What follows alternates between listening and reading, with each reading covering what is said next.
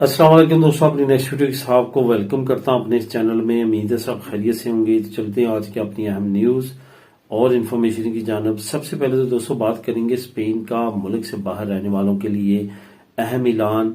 उसके बाद Spain asylum या अजील जो लोग उस पे आते हैं और अप्लाई करते हैं, क्या वो ड्राइवर लाइसेंस कर सकते हैं। इस पे काफी दोस्तों के कमेंट आ रहे हैं। इस पे मैं आप लोगों को तफसीली बताऊंगा कि आप कर सकते हैं या नहीं कर सकते। अंग्रेजी मिनिमम हड़ताल अचानक बंद क्यों हो रही है, अहम मालूमात हैं जो आप लोगों से शेयर करूंगा। जो लोग लगवाना चाहते हैं या लगवा चुके हैं उनके लिए बहुत जरूरी मालूमात है, ये लाजमी तौर पे सुनिएगा। यूरोप और इंग्लैंड ने अहम ऐलान किया है और कौन सी जरूरी एहतियात है जो अब आपने करनी है ताकि आप फ्यूचर में कोई परेशानी और मुसीबत में ना पड़े। तो लाजमी तौर पे ये मालूमात भी सुनिएगा। तो दोस्तों आज जो मैं आप लोगों के साथ लिंक इस वीडियो में प्रोवाइड कर रहा हूँ वह स्पेन का मुल्क से बाहर रहने वालों के लिए जो अहम ऐलान है, इसका लिंक आपको नीचे डिस्क्रिप्शन में मिल जाएगा। आप इसको खुद भी क्लिक करके रीड कर सकेंगे। तो दोस्तों जो अहम मालूमात मैं आप लोगों के साथ शेयर करूंगा और न्यूज दूंगा, उसमें जो पहली न्यूज है वो ये है कि स्पेन का मुल्क से बाहर रहने वालों के लिए जो अहम ऐलान है वो काफी अहमियत का हामिल है। असल में आपको मालूम है कि मेडिकल के शोबे में स्पेन अगर यूरोपीय यूनियन, शेंजन या पूरी दुनिया के तरक्की याफ्ता ममालिक में देखा जाए तो काफी बेहतरीन निजाम रखता है महकमा सेहत का। सनीदाद का जो डिपार्टमेंट है वो बहुत ज्यादा फाल है और स्पेशली जब कोरोना कोविड का दौर आया तो उसमें इन्होंने पूरी दुनिया को मनवाया कि किस तरह से इन्होंने कंट्रोल किया और कौन से बेहतरीन तरीके के साथ महकमा सेहत ने जो है वो कोरोना वायरस से निपटा। तो इसी सिलसिले में हुकूमत ने काफी अच्छे अच्छे स्टेप्स उठाए हैं। गैर मुल्कियों के लिए जो कि यहाँ पे रहते हैं, आपको मालूम है कि उसके बारे में तफसीली मालूमात दे चुका हूँ कि रेजिडेंसी कार्ड्स के बगैर भी अब आपको लीगल कर दिया गया है। जो मेरी लास्ट वीडियो थी, लास्ट मैंने न्यूज में आपको ये ब्रेकिंग न्यूज दी थी, उसका लिंक भी प्रोवाइड किया था और आपने उसको पढ़ा भी होगा। वो लिंक भी इंग्लिश में है, तो अगर आपने वो न्यूज अभी तक नहीं देखी, नहीं पढ़ी, तो पिछले 1-2 दिन पहले मैंने वो न्यूज ब्रेक किया, वो आप पढ़ सकते हैं उस वीडियो में जाके। तो आपको ये बताता चलूं कि अब स्पेन ने एक नई अपडेट दी है।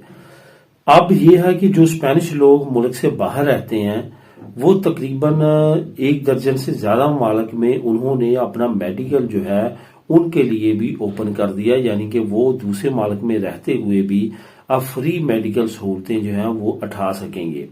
यहाँ पे ये आपको बताता चलूं कि स्पेन ने ये स्पेशल ऑफर जो है ये उनके लिए दी है जो स्पेनिश नेशनल होंगे। ऐसा नहीं है कि जिनके पास स्पेन की रेजिडेंसी है और वो वहां पे जाएंगे और उनको ये फैसिलिटी मिलेगी। उनको अलहदा से जो यूरोपीय यूनियन का मेडिकल कार्ड है उस पे जिन जिन मुल्क में सहूलतें हैं वो वहां पे उस पे की सहूलत उठा सकते हैं। लेकिन अगर स्पेशली बात करें इन मुल्क की जो अभी ब्रेक किया हुकूमत ने, वो जो है वो सिर्फ और सिर्फ स्पेनिश नेशनल लोगों के लिए, जो नेशनलिटी होल्डर होंगे, जो नेशनल होंगे, वही इससे फायदा उठा सकेंगे। अब यहाँ भी ये बताता चलूं कि ये ममालिक कौन से हैं। ये ममालिक ज्यादातर साउथ अमेरिकन है और चंद ममालिक और हैं जिनकी लिस्ट आपको नीचे लिंक नंबर 1 जो मैं प्रोवाइड कर रहा हूं, आप उसको क्लिक करेंगे तो वहां पे वो तमाम ममालिक की लिस्ट होगी। आप खुद भी उनको क्लिक करके रीड कर सकेंगे। ये काफी अहम खबर है और काफी अच्छी फैसिलिटी हुकूमत स्पेन जो है प्रोवाइड कर रही है अपने नेशनल लोगों को, और आने वाले वक्त में उम्मीद की जाती है कि मजीद ममालिक में भी ये सहूलत प्रोवाइड की जाएगी, ऐसा कहना है हुकूमत का। हुकूमत काफी ज्यादा ऐसे काम कर रही है जो कि बहुत ज्यादा अशद जरूरत थी स्पेनिश लोगों की और इमिग्रेंट्स की, जो कि मेडिकल से रिलेटेड थी। तो आप इस लिंक को खुद भी नीचे लिंक नंबर 1 को क्लिक करके रीड कर सकेंगे। अब दोस्तों बात करते हैं कि स्पेन में असाइलम या जील पे आने वाले ड्राइवर लाइसेंस कर सकते हैं या नहीं कर सकते। इसको जानने के लिए आपको स्पेन का एक बहुत अहम कानून है जिसको आपको समझना होगा। होता क्या है, जब कि स्पेन में आता है, असाइलम अप्लाई करता है या अजील अप्लाई करता है, तो अप्लाई करने के साथ ही उसका टाइम पीरियड शुरू हो जाता है। टाइम पीरियड क्या है स्पेन का? ऑफिशियल टाइम पीरियड है 180 दिन, मतलब कि 6 महीने। 6 महीने लाजमी तौर पे उसने एज असाइलम सीकर और अजील अप्लायर जो है वो वेट करना है। अगर 6 महीने के अंदर अंदर उसका कोई फाइल का जवाब नहीं आता, जो कि अमूमन तौर पे नहीं आता, तो फिर क्या होता है कि 6 महीने के बाद ऑटोमेटिकली उसको काम की परमिशन मिल जाती है। काम की परमिशन के लिए वो क्या करता है, अपना टैक्स नंबर इशू करवाता है, अपना नी नंबर इशू करवाता है, वो काम स्टार्ट कर सकता है। कोई भी काम स्टार्ट करता है जिसमें आप अपना बिजनेस भी कर सकते हैं। अब यहाँ पे इस क्वेश्चन का आंसर छुपा हुआ है।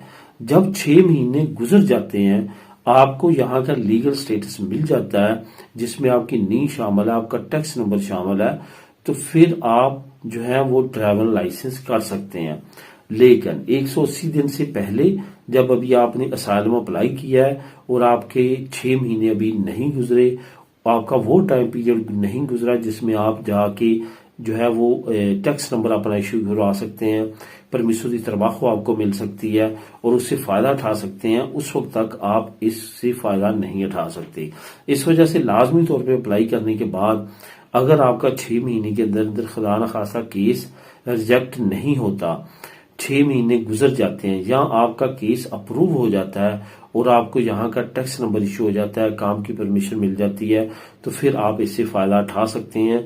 आप कोई भी ट्रैवल लाइसेंस, जिसमें पहले बी लाइसेंस है, उसके बाद दूसरी जो लाइसेंस है वो कर सकते हैं। ये याद रखें कि बस का करना हो, कम्यून का करना हो, एम्बुलेंस का करना हो, बी लाइसेंस पहले जरूरी है। बी लाइसेंस मतलब कि कार का लाइसेंस आपने पहले स्टेप पे करना होता है, उसके बाद दूसरे लाइसेंस जो प्रोफेशन से रिलेटेड है वो आप कर सकते हैं। डायरेक्ट वो आप नहीं कर सकते। बेस जो लाइसेंस है वो बी लाइसेंस है। अंग्रेजों मिनिमा विताल अचानक बंद, अहम मालूमात, इसके बारे में आप लोगों के साथ जरूरी मालूमात शेयर करता चलूं। अंग्रेजों मिनिमा विताल जब आपकी लग जाती है तो आप वो लेटर पढ़ के बड़ा खुश होते हैं कि 2 साल के लिए सिलेक्ट हो गई। लेकिन ये याद रखें कि 2 साल के लिए सिलेक्ट जरूर हुई है, लेकिन वो गाही बगाही जिसमें 6 महीने शामिल है, 3 महीने शामिल है, 1 साल शामिल है, जो कि वो स्पेसिफिक आपको नोटिस नहीं करते।